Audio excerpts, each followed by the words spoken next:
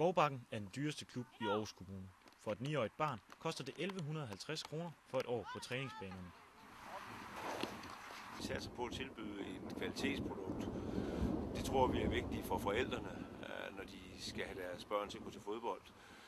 Det tror vi faktisk er meget vigtigere, end om det koster nogle få hundrede kroner mere eller mindre. Og når du siger kvalitet, hvilke ting mener du så helt konkret? Det kan være trænerens uddannelse. Vi satser meget på, at det er velkvalificerede, veluddannede trænere, vi har. Vi satser meget på, at materialet skal være i orden. Det vil sige, at der skal være, hvis de er små, så skal der være en bold til hver eneste spiller. Der skal være kejler. Vi satser meget på, at vi har folk til, de har noget pænt tøj at spille i, de kommer ud og spille kampe.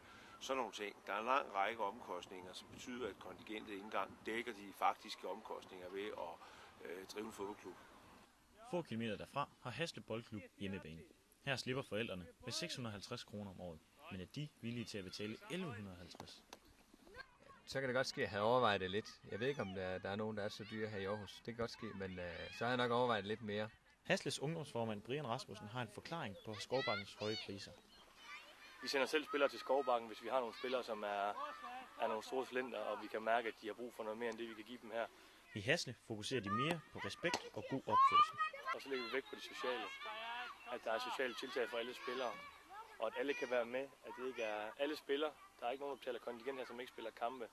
Aarhus Kommunes tilskud til fodboldklubberne uddeles på baggrund af medlemstal og antal træningstimer.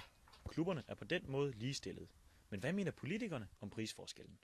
Naturligvis er det jo ikke særlig hensigtsmæssigt, at der er den store prisforskel. Det er jo godt, at de er kommet frem, således at forældrene jo selv er opmærksom på, at der er den prisforskel, og de selv er opmærksom på, hvad er det, de egentlig betaler for, og hvor meget de får for pengene.